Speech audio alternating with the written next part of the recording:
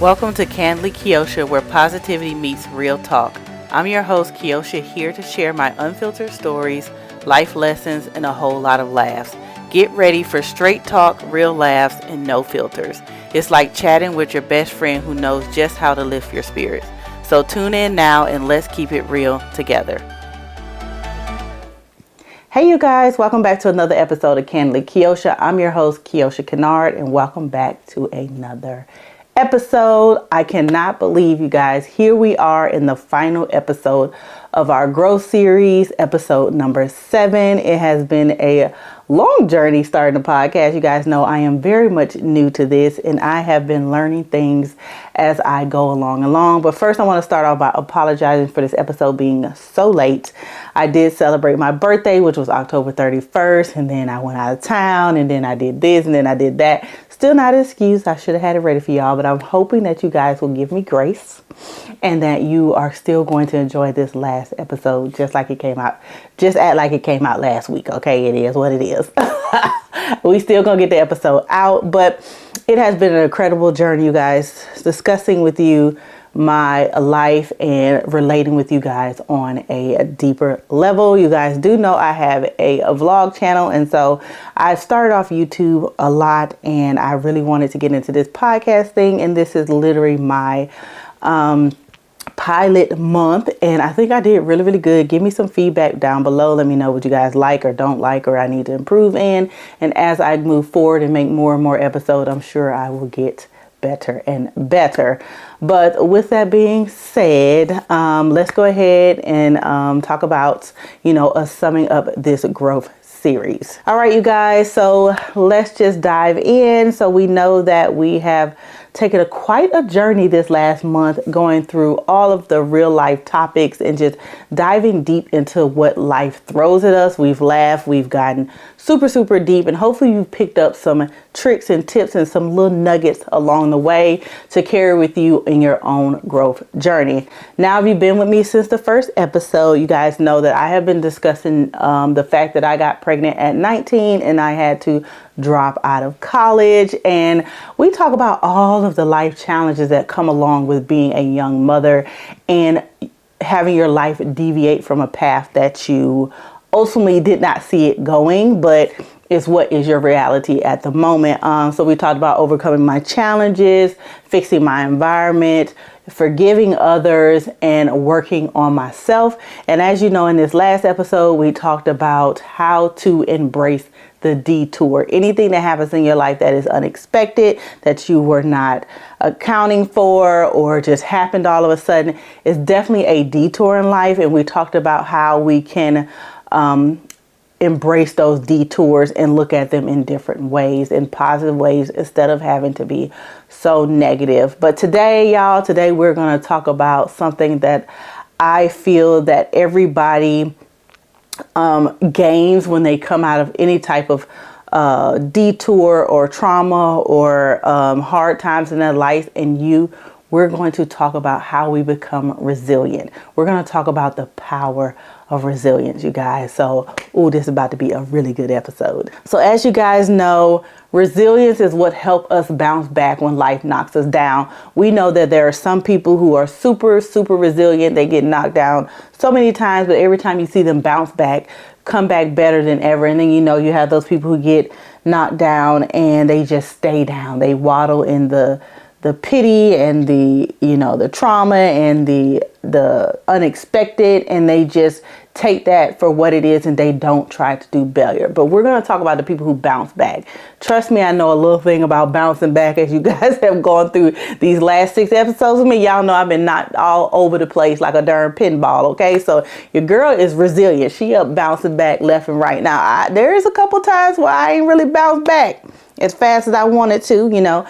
Being resilient doesn't mean that you bounce back quickly or that, you're on your P's and Q's and you're just waiting for everything. Sometimes you're going to stay down for a little while. Sometimes you're just really tired. But the thing about resilience is that even though you're tired, even though life knocked you down so many times and you're just so tired, you're like, I'm tired of getting up. The point of resilience is not giving up. So you can get knocked down, stay down for 10, 20 minutes and then get up on the 30th minute, or stay down for a week or two and then get back up on the third week. Like, resilience is not a time thing, like where you have to do it in a certain amount of time. It's based on your life, your things that are going on, the things that you have, and just depending on what kind of knockdown that life gave you, sucker punch, or whatever you want to call it. And so, you know, life throws those bunches and be like, dot, dot, dot. And you be like, oh my God, what happened? And sometimes it feel like you've been hit with 1-2 combo, like the uppercut, you know, to the gut, you know, life will gut punch you in a minute. And, you know, it doesn't feel good, but it's not about avoiding those hits. It's about learning how to recover, get up and keep fighting. That's what I'm talking about when I talk about resilience. So like I said, you get 1-2 punch, sucker in the gut. You know, you might have to stumble, fall down, you know, let them count to 10 like you Rocky or somebody. But as long as you get up before that 10th number comes, you know, we might be counting slow, we might be counting fast. It just depends. You got to get up every single time. You know, you got to recover, get up and just keep on fighting. But before we get so deep into resilience, y'all know I love to do an icebreaker.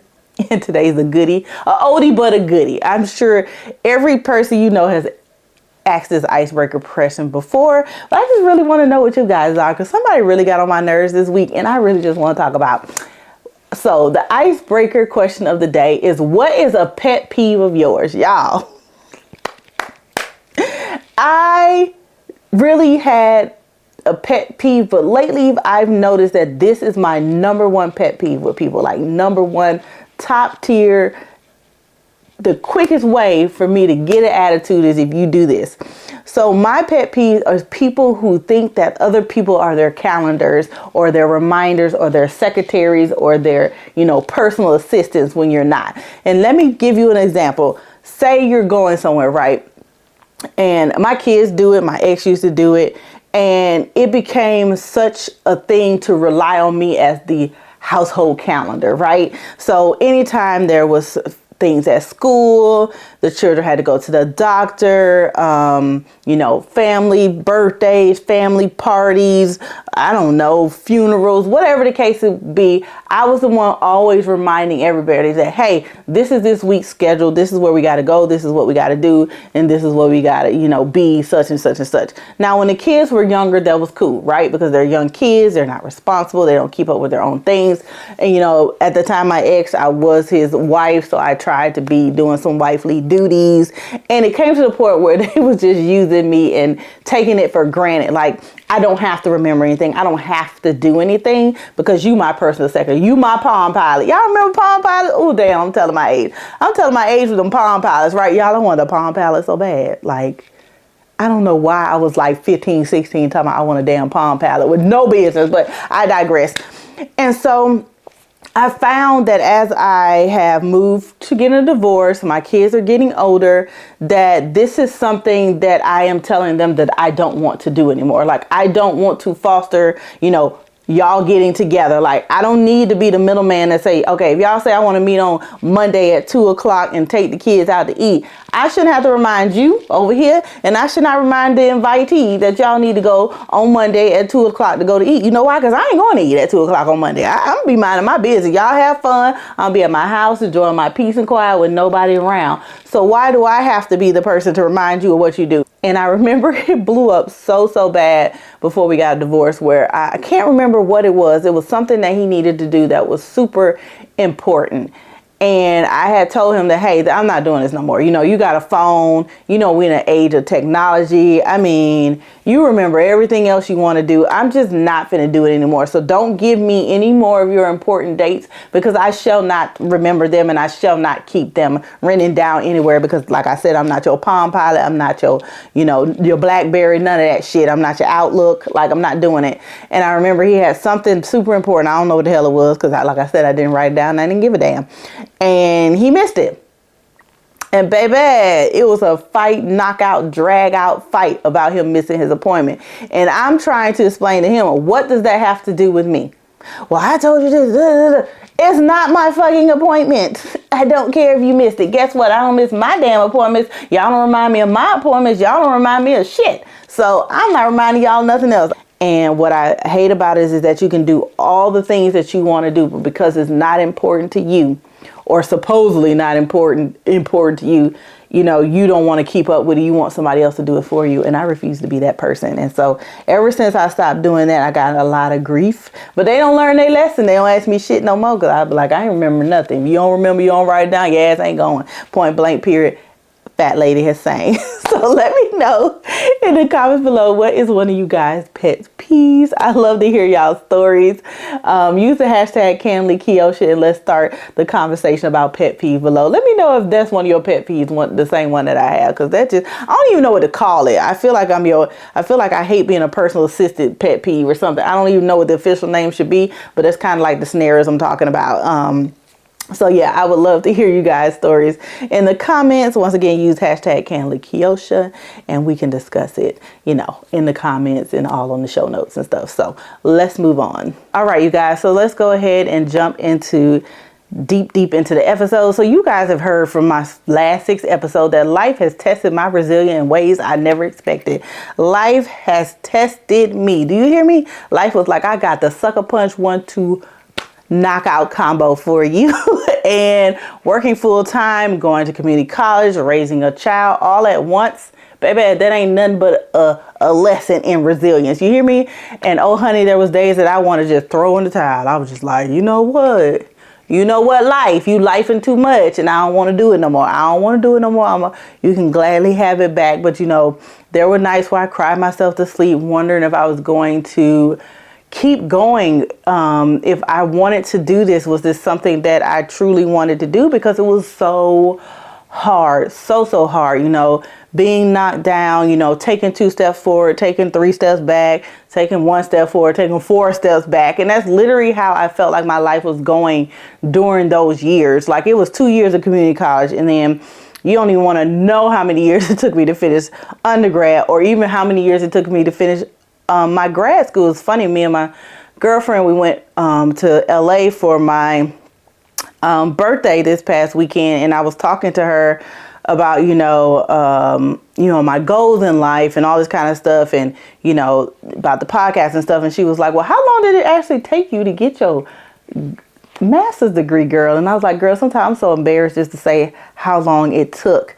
But at the end of the day, I did get it. And at the end of the day, I have learned to look at it as a positive way. It just wasn't meant for me to get my master's degree in a time limit. I took me almost 10 years, you guys, to get a 2-year master's degree. Like, it was crazy. And if that ain't a test in damn resilience, I don't know what it is. I don't think it took me that long to get my undergrad.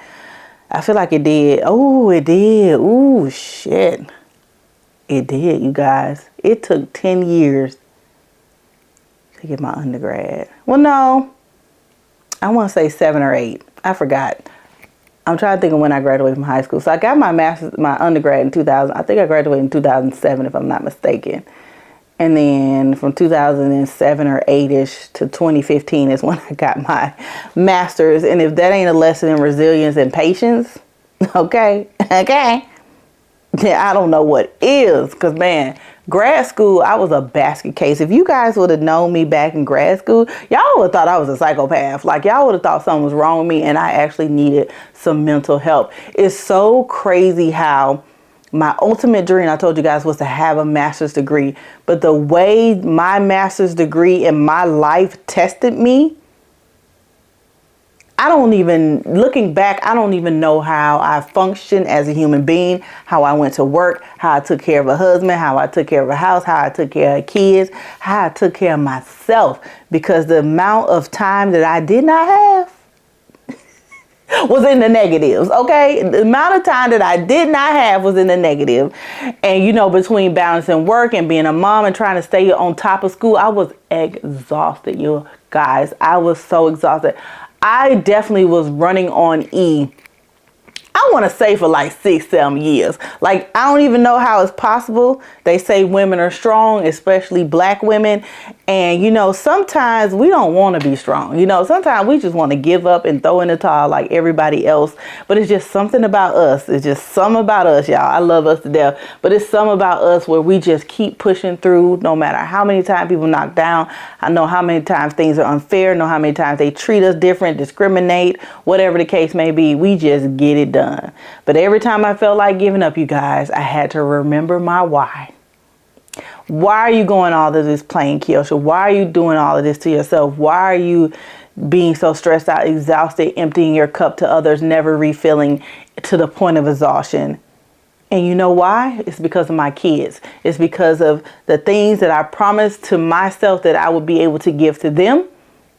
And I didn't want to break that promise. Now, mind you, did I give them everything I wanted to give them? No, but they have way more than I ever had when I was a child. And not to be ungrateful what my mom did, because y'all know now that I'm a mom, you know, mom struggle is real, and you cannot go back in life and not ever, you know, thank your mom for the things she did, because at the end of the day, your children don't know what you did to get them where they are, and you don't know what your mom or your dad or whomever did to get you where you needed to be.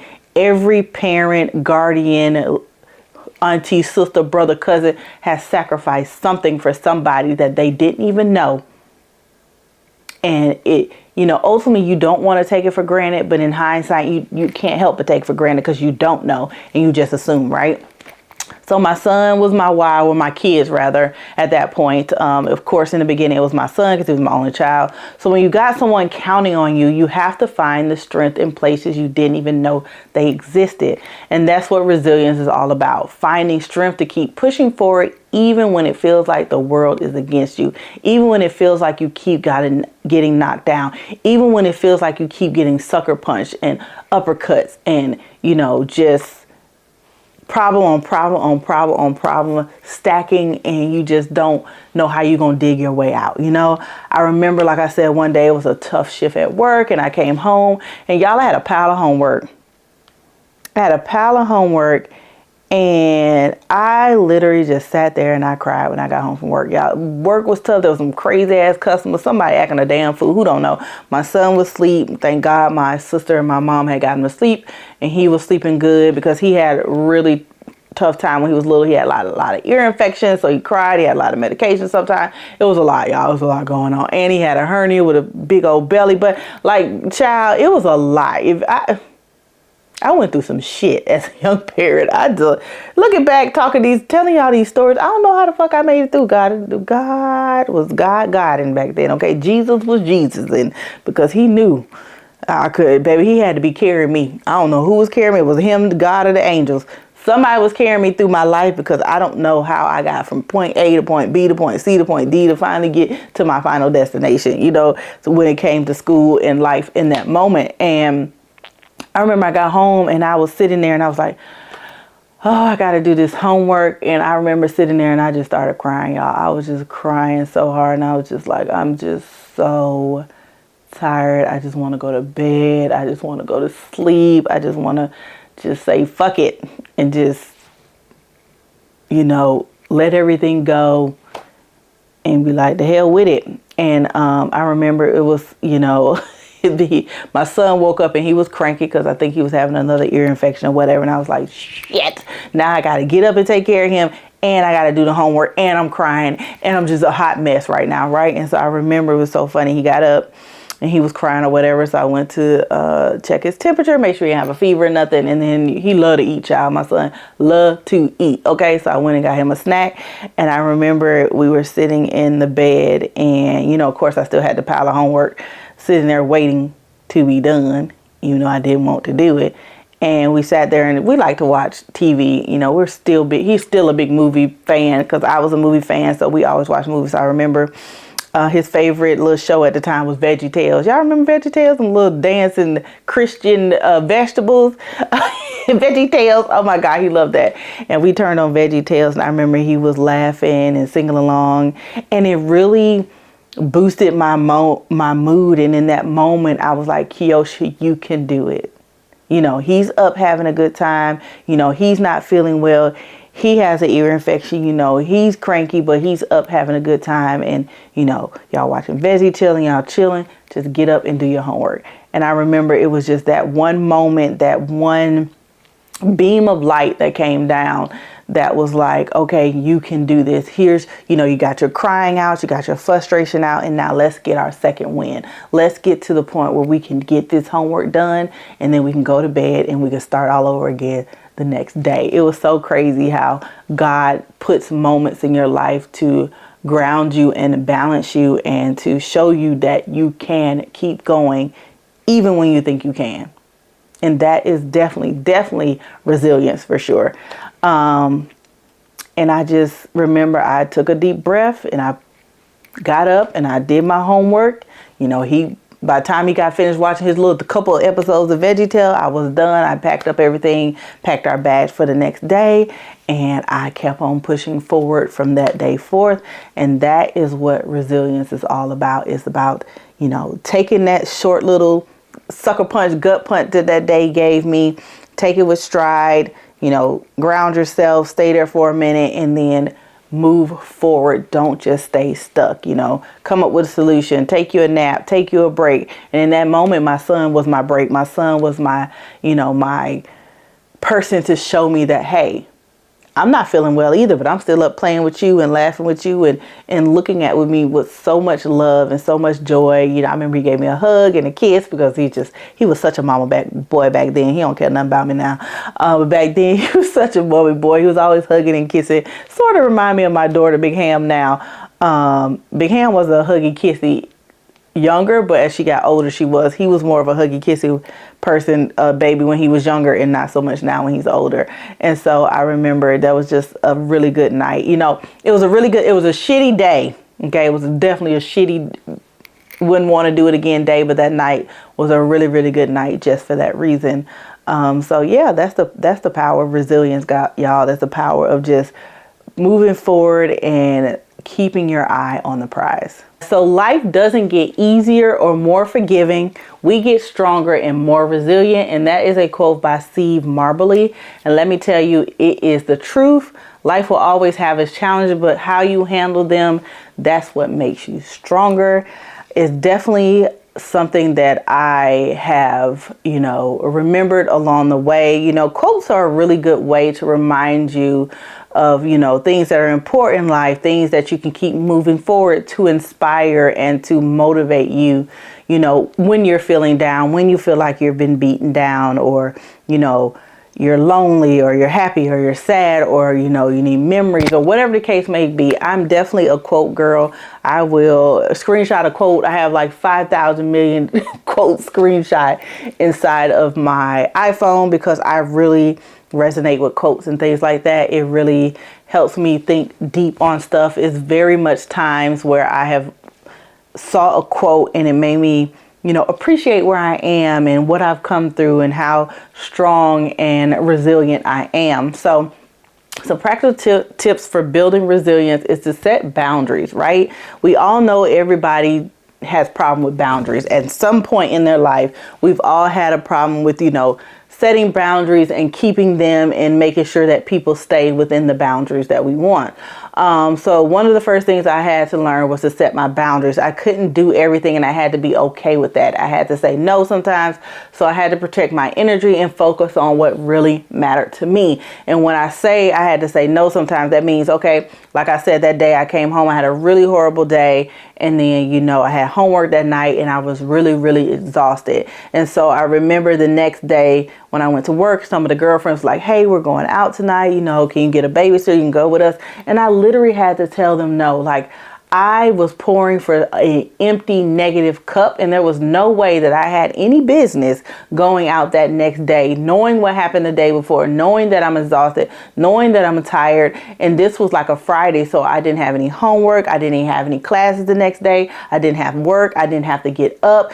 And so instead of me saying, oh yeah, I'm gonna go party and have a good time, I did the responsible thing that time And I went home and I went to bed and I slept in the next day and I caught up on my sleep and I caught up on my chores and I played with my son and I, kind of planned out how I was going to make the next week better so I wasn't so pressured with homework, maybe get homework done ahead of time, work on homework that I knew was coming up, study for tests. All those type of things is the way that you set boundaries, but you also have to make sure that you are putting those boundaries in place to protect yourself. A lot of time we'll put down the walls of our boundaries to please others, but then you're leaving yourself unprotected to get that gut punch, okay? To get them lights 1, 2, pop, pop, okay? You don't want it. So you got to remember that when you're trying to think about lowering no boundaries, you need to really think about what happens and how it affects you, not necessarily trying to please others.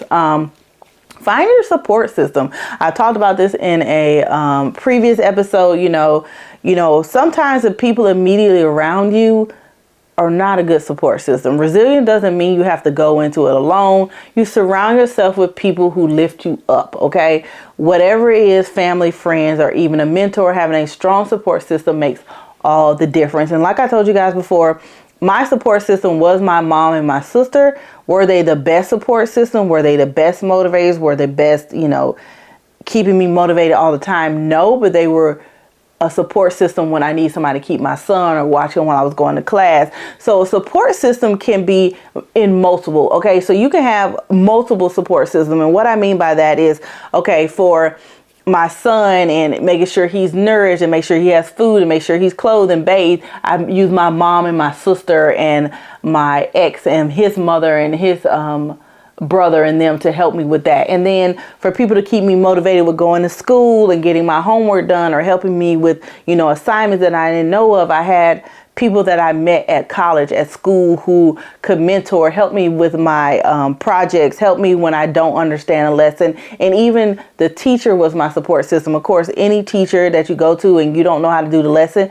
they have offers hours. You need to go, do all the things. I tell people all the time, the only reason why I have a master's degree is not because I'm smart, y'all. Now, I'm smart. Okay, I'm not saying I'm dumb. But I'm not naturally smart, if that makes sense. I have to study. I have to reread. I have to, put in the work. Some people it comes to them naturally and easily. And I tell people all the time, I got an associate's degree and a bachelor's degree and a master's degree because I was determined. Not because I was the smartest student, not because I was the best student, and not because I was just better than everybody else. It was just because I was more determined than somebody who didn't get all of those things. And we could have started at the same time. They could have started before me, after me, whatever the case may be. I tell people all the time, I did not get a master's degree because I was the smartest, because I was determined. I tell my kids that all the time. She's like, oh, it's so hard and I got an F and, you did. I'm like, girl, your mama got F. She got kicked out of school. She flunked out of the class. It's like, I never told y'all that my journey through college was easy and that I just made it. I told you guys I went to college and I had a master's degree. When you guys talk to me and ask me questions, I'm going to tell you that going to college for me was super duper hard, okay? And I flunked, like I said, I got put out of the accountants. I got put out of a whole business school, okay? Okay, they put me out and told me I could not come back. So, like I tell them, it was from my determination, my resilience and my willpower and my looking at them and wanting a better life for them is what ultimately helped me get where I want to. And that's what my support systems also help with that as well. And then next, focus on the small wins, you guys. When you're in the thick of it, it's easy to feel overwhelmed. That's why I focus on small wins. Did I get through a tough week? That's a win. Did I finish assignment? Yes, that's another win. Celebrate those moments, no matter how small, because they add up. Like I said all the time, I took a semester. If I passed a semester and I got really good grades, baby, your girl was taking herself out to eat. Like, I couldn't do much because I was a po-ass college student, po as hell, okay? Walmart, the baby got all my money, daycare got all my money, school got the rest of it, and gas and all that got the rest of it. But when I had a good semester and I made good grades and I was really proud of myself, I always took me and my son out to eat, or I would take him to Chuck E. Cheese, and we always celebrated together. It wasn't always about me, myself, and I, because I know that, he was my motivation. You know, my mom and my sister were my support system. My friends were my support system. So when I did get those small wins, sometimes I celebrated a little bit with everybody if I could. You know, sometimes things take money. Your girl ain't got no money. Sometimes just all I can say was thank you. That's all you're going to get. But I still celebrate with you guys. So small wins, no matter how small, y'all. Even if you just got up out of bed and brushed your damn hair this morning and brushed your teeth. It's a win, okay? It's a win. It's small, and just keep on doing it. And the next day it'll be bigger, and the next day it'll be bigger, and the next day it'll be bigger, and then the next day it may be small. Steps add up, like we said. So I'm just here to remind you that you are stronger than you think. Every challenge, every setback, and every detour you overcome has made you more resilient. You may not realize it in the moment, but every time you've gotten back up, you've built that muscle of resilience. How many times have you thought, oh my God, what am I going to do? I can't handle this. Something's going to happen. But look at you now. You made it through. You are on the other side. You did it, and I did it too. You can overcome. If I can overcome, you can push through. If I can push through, you are stronger because of it. So here's something that you can do right now. Create your own resilience toolkit. You know, we come up with a lot of little things, but a toolkit, y'all know I love to do DIY, so you know that's where the toolkit comes in. But I'm serious. Write down the things that keep you going when times are tough. Whether it's a mantra, a prayer, a favorite quote, or just a reminder of your why. Keep it close. Maybe you've gotten a friend who always lifts you up when you're feeling down. Put them in your toolkit. When things get hard, turn to those tools to help you stay focused and keep moving forward. So in my toolkit, like I said, I love to screenshot some quotes. Okay, some quotes will lift my spirit at any point in time. My iPod, yes, my Apple iPod is in my toolkit. One way to lift my spirits, one way to make me feel better, one way to get me out of a funk is to listen to some really good music. Music is definitely something that I love and I do every single day, and sometimes it helps boost my spirit and get me out of the funk that I am. Another thing is getting out of house, getting into nature, going to a park, taking myself out to eat. So I'll put like money aside and it'll be in my toolkit. You know, if I want to go somewhere to a movie or something, it's something just to get me out of that environment, get me out of that rut. Because I find that when I'm in a rut or when I'm not really want to be bothered with anybody or I'm feeling down, I like to lay in my room in the bed all day and not get out of my pajamas or anything like that. But I found that when I force myself to get up and brush my teeth, wash my face, get dressed, brush my hair, put on some clothes and actually go somewhere, that the sun and the nature and the outside and the fresh air really makes me feel better. So I do like to go somewhere. So those are just a couple of things that are in my toolkit. But once again, this will be something that is relevant to you, that makes you feel better, that makes you want to do better or get out of the rut that you're in. So everybody's toolkit will be a little bit different. And then I also have, you know, sometimes I reach out to my besties, sometimes I reach out to my mom when I'm feeling down. Definitely some friends or something that I definitely call when I just can't get out of the rut no matter what I try. So that's like my last resort, because I really don't like to bother people, but I know sometimes, you know, you ain't really bothering them. That's what they want you to do, but I'm that person, so, you know, don't talk about me. All right, you guys, so before we wrap up this final episode in the Growth series, I want you to take a moment and really reflect on your own journey. Think about all the times you've been resilient, whether it's getting through a tough breakup, bouncing back from a job loss, or pushing through in a difficult season in your life. Every time you've overcome, you've built more resilient, and that is something that no one can take away from you. Resilience is your superpower. It's what keeps you going when everything else is telling you to stop. It's what allows you to get knocked down and get back up time and time again. So if there's something I want you to take away from this series, is that keep building that resilience. You got everything you need inside of you to overcome any challenge that comes your way. Now y'all know I love hearing from y'all. So head over to my social media and share your resilient stories with me. Use the hashtag Kandidly Keoshia and tell me how you've built resilience in your life. I want to celebrate those wins with you. All right, you guys, so don't get sad. While this is the final episode of the Growth series, don't think for a second that we done, okay? Your girl is not done. Next month, okay? Next month, we're starting a whole new series all about gratitude. It's going to be a game changer, y'all. We're going to talk about the power of gratefulness and how it can transfer your mindset, your relationships, and your life. So make sure you stay tuned for that. It's going to be amazing. So thank you guys so much for being a part of this journey with me and participating in the growth series. I hope you guys enjoyed it. It has been an honor sharing my story and hearing yours. Keep going, keep growing, and remember, resilience is your superpower. Until next time, stay real, stay strong, and stay resilient, y'all.